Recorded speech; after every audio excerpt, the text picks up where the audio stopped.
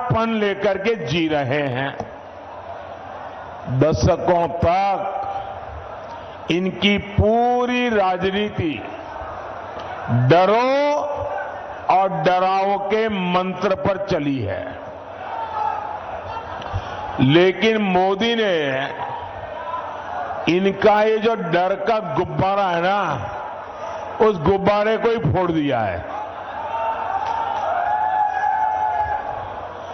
और हालत तो ये है कि मोदी उनके डर को भी डराता है। साथियों, ये इंडी गठबंधन वाले देश को डराते थे, देश को ऐसा डराते थे और 70 साल से डराते थे। क्या कहते थे? अयोध्या में अगर राम मंदिर बना तो देश में बवाल हो जाएगा, खून की नदियां बहेगी। आज रामलला भव्य मंदिर में विराजमान है, कोई बवाल हुआ क्या? कोई खून की नदियां बही क्या? ये डराने का झूठा खेल चलता था कि नहीं चलता था?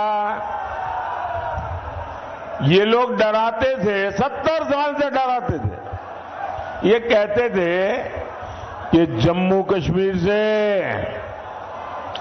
370 अगर हटा तो ये पाकिस्तान में चले जाएंगे, अगर 370 हटा तो आग लग जाएगी, अगर 370 हटा तो देश में बम धमाके होंगे।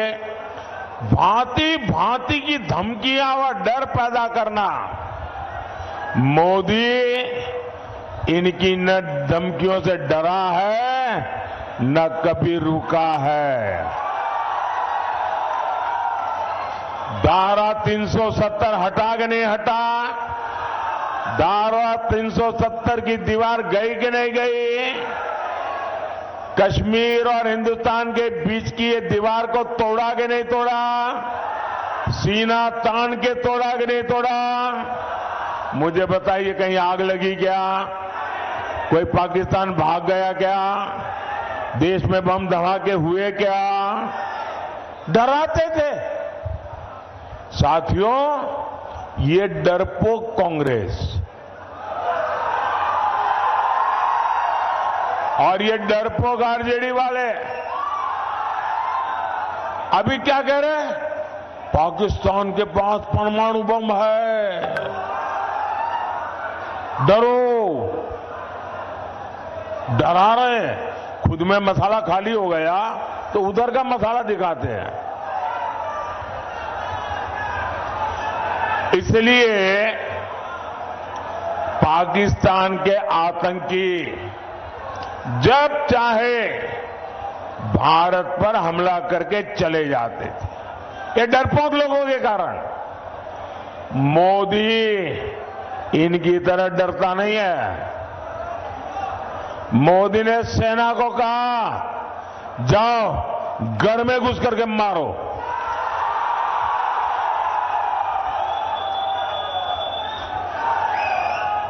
आज पाकिस्तान कुछ करने से पहले 100 बार सोचता है। इसी कांग्रेस के राज में, आरजेडी के राज में ये नक्सलियों ने सबको डरा करके रखा था। मोदी डरता नहीं। आज नक्सलियों की सभाएं पुरजोश चल रही है। साथियों, यही इंडी वाले एक और धमकी देते थे। ये कहते थे कि बड़े भ्रष्टाचारियों पर हाथ डालो तो मोदी की कुर्सी हिला देंगे। मोदी डरता नहीं है। जिसने चोरी की है, जिसने गरीब को लूटा है, और कितना ही बड़ा शहंशाह क्यों ना हो, कितना ही बड़ा शहजादा क्यों ना हो, कितना ही बड़ा अपने आप को तिस्मार का क्यों ना मानता हो, उसको जेल जाना पड़ेगा, जेल में जीना पड़ेगा। और जेल की रोटी चबा करके ही उसकी जिंदगी पूरी होने वाली है।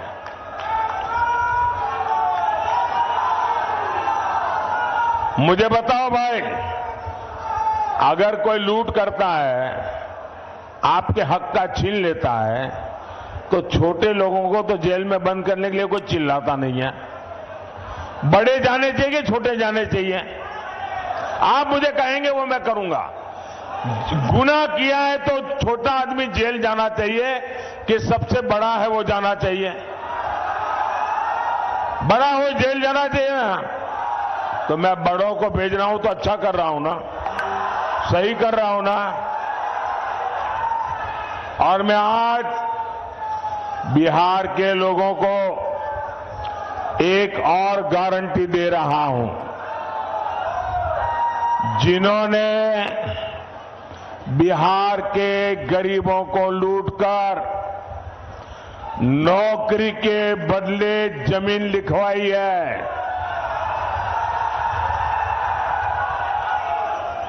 कान खोल के सुन लो, उनका भी जेल जाने का काउंटडाउन शुरू हो चुका है।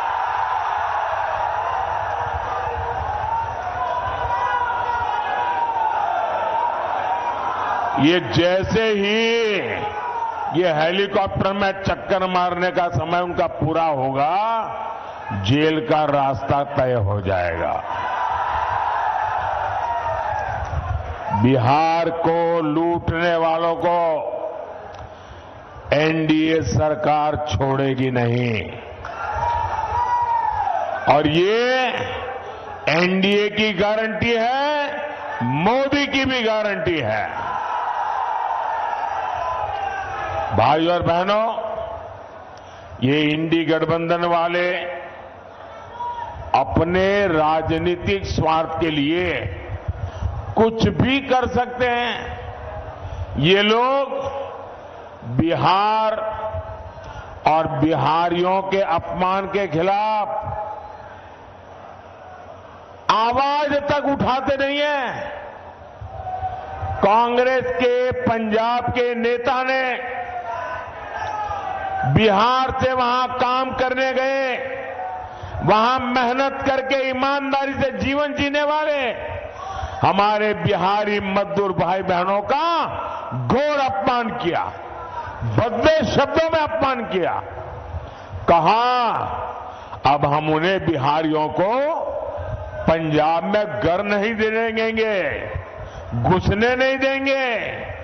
कांग्रेस के मिनिस्टर ने कहा है, कांग्रेस के शाही परिवार ने इसके विषय में मुंह पे ताला लगा दिया है। क्या कभी कांग्रेस के शाही परिवार ने बिहारियों के इतने बड़े अपमान के लिए बिहार से माफी मांगी क्या? बिहारियों से माफी मांगी क्या? और ये इनको लालटेन लेकर के मुजरा करने वाली जो जमात है, वे भी बिहारियों का अपमान हो रहा है और कांग्रेस के चरण चूम रहे हैं। कांग्रेस के खिलाफ एक शब्द बोलने को तैयार नहीं है, कांग्रेस का जवाब मांगने को तैयार नहीं है। आरजेडी में हिम्मत नहीं कि बिहारियों के अपमान पर वो कांग्रेस को एक शब्द भी बोल पाए।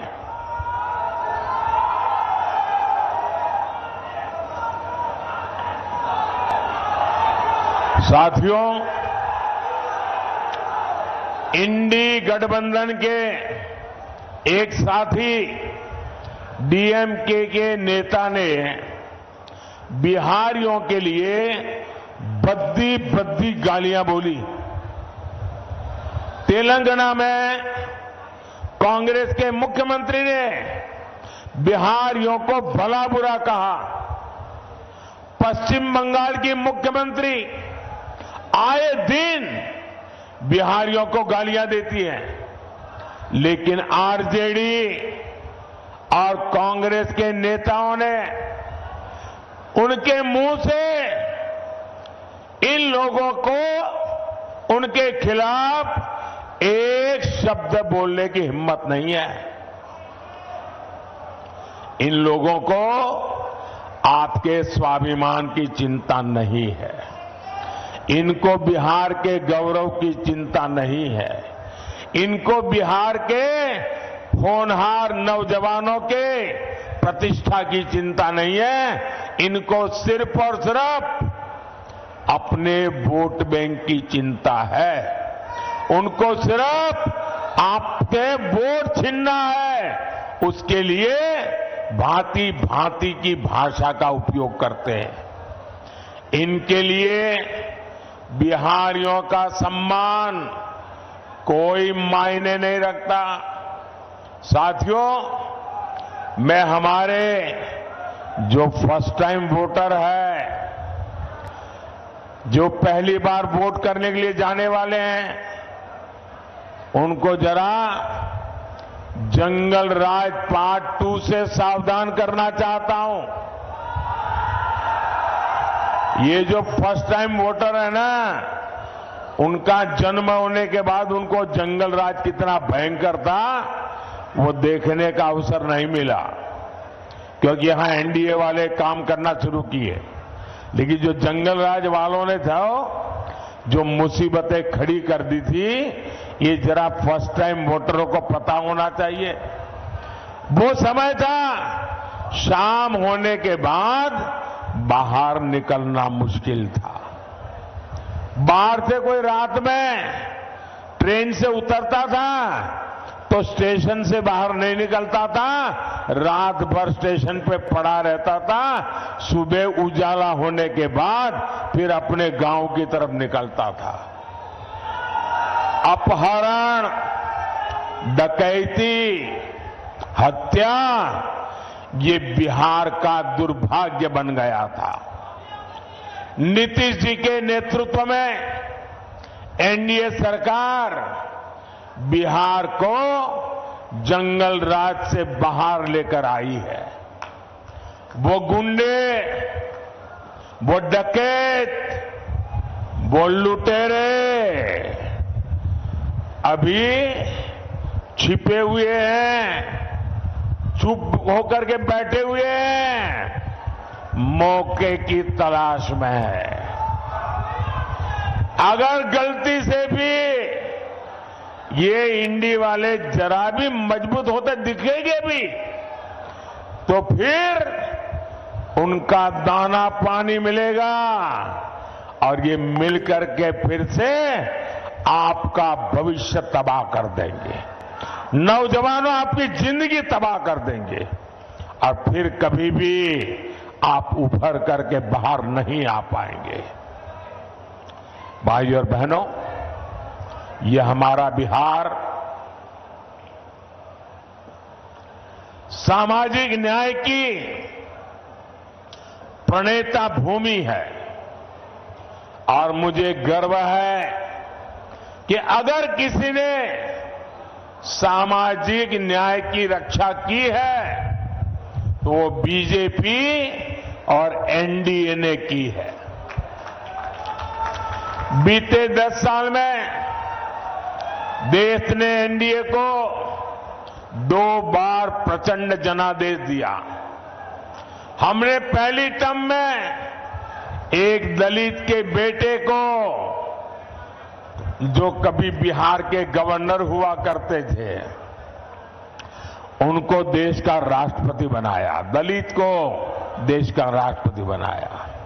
जब हमें 2019 में दूसरी बार अवसर मिला तो हमारे देश की एक आदिवासी बेटी को देश का राष्ट्रपति बनाया। देश के सर्वोच्च संवैधानिक पद पर सुशोभित किया। राष्ट्रपति पद का गौरवपूर्ण काम उन्होंने शुरू किया। हमने पिछड़ा आयोग को संवैधानिक दर्जा दिया। कांग्रेस ने तीन दशक तक पिछड़ों की इस मांग को ठुकराया था, लेकिन मैं आप ही के बीच पैदा हुआ हूं। अति पिछड़ों को कैसी जिंदगी जीनी पड़ी है ना, वो मैंने भोगी है, और इसलिए मैंने आते ही आयोग बना दिया। पहले केंद्रीय विद्यालय, नवोदय विद्यालय और सैनिक स्कूलों में ओबीसी आरक्षण नहीं था। ये मोदी ने आकर के उसमें भी हमारे बच्चों के लिए मैंने आरक्षण पक्का किया।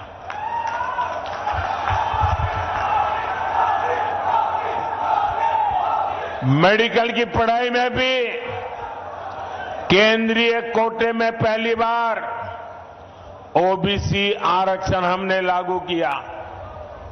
ये हमारा ट्रैक रिकॉर्ड है। साथियों, इसकी विपरीत आज इंडी गठबंधन वाले एससी, एसटी, ओबीसी, अति पिछड़े, उनका सबका आरक्षण छीन किए कि एक बहुत बड़ी साजिश रच रहे हैं। मैं देश को अवगत कराना चाहता हूं, ये मेरा कर्तव्य बनता है कि देश को मैं जानकारी दूं। इंडी गठबंधन ने हजारों शैक्षणिक संस्थानों में एससी, एसटी, ओबीसी, अति पिछड़ा को मिलने वाला आरक्षण बंद कर दिया, और वो सारा का सारा अब मुसलमानों के लिए रिजर्व कर दिया है। ये जो किया है वो मैं बताता हूं। एक ही झटके में दलितों, पिछड़ों, अति पिछड़ों, उनका आरक्षण खत्म कर दिया। इन्होंने संविधान को ताक पर रखकर मुस्लिम जातियों को रातों रात ओबीसी बना दिया, ओबीसी के हक का आरक्षण दे दिया। अभी आपने 2 दिन पहले कलकत्ता हाईकोर्ट का जजमेंट देखा होगा। कलकत्ता हाईकोर्ट ने ऐसी डांट लगाई है क्योंकि वहां 77 मुस्लिम जातियों को रातों रात ओबीसी बनाकर ओबीसी का हक उनको दे दिया था। भाइयों बहनों, हाईकोर्ट ने ऐसी थप्पड़ मारी है, उनको ठिकाने लगा दिया है। ये ऐसे आपके साथ धोखाबाजी करने वाले लोग हैं, ये संविधान की पीठ पे छुरा भोंकने वाले लोग हैं, लेकिन इनसे भी इनकी साजिशें कम नहीं हो रही है।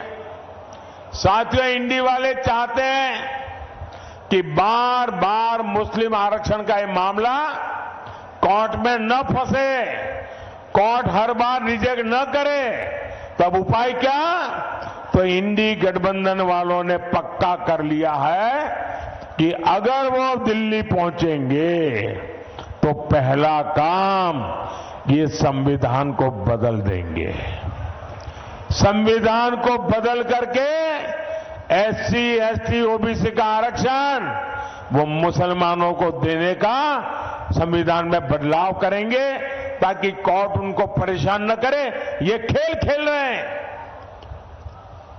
भाइयों बहनों, मैंने ठीक 1 महीने पहले इंडी वालों को चैलेंज किया था।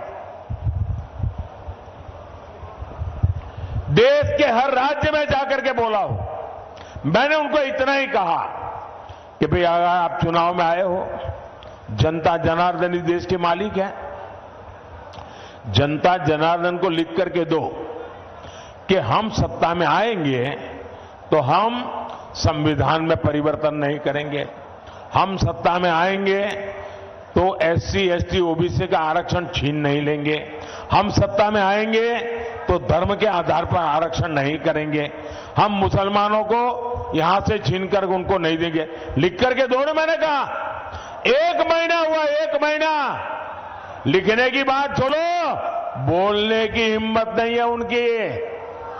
इसका मतलब पेट में पाप है।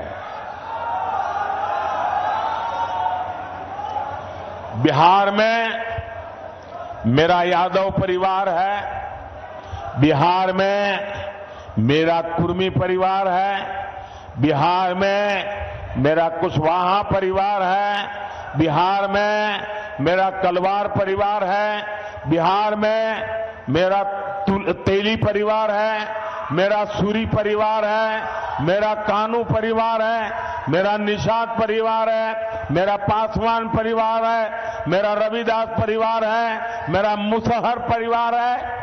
ऐसी हर जाति के सबसे बड़े दुश्मन अगर कोई है तो ये आरजेडी कांग्रेस वाले हैं। ये मुखौटा सामाजिक न्याय का लगाते हैं, लेकिन तुष्टीकरण करते हैं, वोट बैंक की राजनीति के गुलाम हो चुके हैं और वोट बैंक वाले जैसे नचाए ये नाचते रहते हैं। और 24 के इस चुनाव में मोदी ने उनको बेनकाब कर दिया है, उनका मुखौटा मैंने नीचे उतार दिया है। साथियों, मोदी इनकी साजिशों का भी पर्दाफाश करेगा और विकास के लिए भी उतनी ही मेहनत करेगा। आने वाले 5 साल बिहार के विकास के लिए अभूतपूर्व रहने वाले हैं। ये जो डेडिकेटेड फ्रेट कॉरिडोर यहां से गुजर रहा है, यहां 4 लेन 6 लेन के हाईवे बन रहे हैं, इनसे कंस्ट्रक्शन से जुड़े हर सेक्टर में अब रोजगार बढ़े हैं। आने वाले समय में यहां लॉजिस्टिक्स सेक्टर के लिए, भंडारण से जुड़े सेक्टर के लिए बहुत संभावना है। रोहतास हो, कैमूर हो, औरंगाबाद हो, इस पूरे क्षेत्र में कृषि आधारित उद्योगों और दूसरे उद्योगों के लिए नए अवसर बनेंगे। साथियों, एक क्षेत्र तो धान का कटोरा है, यहां आलू जैसी सब्जियां पैदा होती है। मोदी सरकार अनाज भंडारण में भी सहकारिता को बढ़ावा दे रही है। इसके तहत दुनिया की सबसे बड़ी भंडारण योजना पर काम शुरू हो चुका है। आने वाले 5 साल में सब्जियों के लिए कोल्ड स्टोरेज क्लस्टर भी हम बनाने जा रहे हैं। साथियों, यहां इतनी बड़ी संख्या में मेरी माताएं बहनें आई हुई हैं। उनका जीवन आसान बनाना गरीब के इस बेटे का संकल्प है। इसलिए मोदी ने मुफ्त अनाज और मुफ्त इलाज एक गारंटी दी है। अब तो मोदी माताओं बहनों को और भी गारंटी दे रहा है। पहली गारंटी, आने वाले सालों में 3 करोड़ बहनों को हम लखपति दीदी बनाएंगे। आने वाले दिनों में हर परिवार में जो बुजुर्ग है, 70 साल से ऊपर है, अगर वो बीमार है, इलाज की जरूरत है, तो उनके बेटे बेटी को इलाज का खर्चा नहीं करना पड़ेगा। ये दिल्ली में आपका बेटा इसका खर्चा करेगा। और एक काम मैं आपके लिए करना चाहता हूं, मैं आपका बिजली का बिल 0 करना चाहता हूं। और इसलिए हमने पीएम सूर्यघर मुफ्त बिजली योजना बनाई है। और मुफ्त घर बिजली योजना में आप अपने लिए तो मुफ्त में बिजली उपयोग करेंगे, ज्यादा बिजली आप बेच सकेंगे। और इसके लिए सरकार सोलर पैनल लगाने के लिए 75,000 रुपये तक की आर्थिक मदद हर परिवार को करेगा। 75,000 रुपया। और जैसे आपको मोदी सरकार में पक्का घर, शौचालय, नल से जल, सस्ता सिलेंडर मिला, वैसे ही मोदी अपनी हर गारंटी पूरी करेगा। मैंने गैस का सिलेंडर देने की गारंटी पूरी की कि ना की? जरा जोर से बताइए ना। मैंने गैस का सिलेंडर देने की गारंटी पूरी करी कि ना की? करी ना? तो इस बार मुझे गैस के सिलेंडर पर वोट भी चाहिए। भाइयों और बहनों, ये एमपी बनाने का नहीं, ये पीएम बनाने का चुनाव है। ये देश में एक मजबूत सरकार बनाने का चुनाव। इसलिए आप जब कारागार से मेरे साथी उपेंद्र कुशवाहा जी को वोट डालेंगे तो वोट सीधा मुझे मिलेगा। सासाराम से शिवेश राम जी को दिया वोट सीधा मोदी को मिलेगा। आरा में आरके सिंह को दिया हुआ वोट सीधा मोदी को मिलेगा। आप घर घर जाकर मेरी ये बात पहुंचाइएगा और एक काम करिएगा। करेंगे? जरा जोर से बताइए, करेंगे? आप जाकर के हर घर में बताना कि वो मेरे खातिर, मेरे देश के खातिर विकसित भारत बनाने के लिए आपके गांव में जो भी देवस्थान हो, आपके गांव में जो भी तीर्थ स्थान हो, वहां जाकर के मेरी तरफ से परमात्मा के आगे मत्था टेकना। करेंगे? मेरी तरफ से परमात्मा को मत्था टेकेंगे अपने गांव में और मेरी तरफ से परमात्मा को मांगना कि विकसित भारत बनाने के लिए परमात्मा हमें आशीर्वाद दे। इतना काम करेंगे? पक्का करेंगे? बोलिए भारत माता की, भारत माता की, भारत माता की। बहुत बहुत धन्यवाद।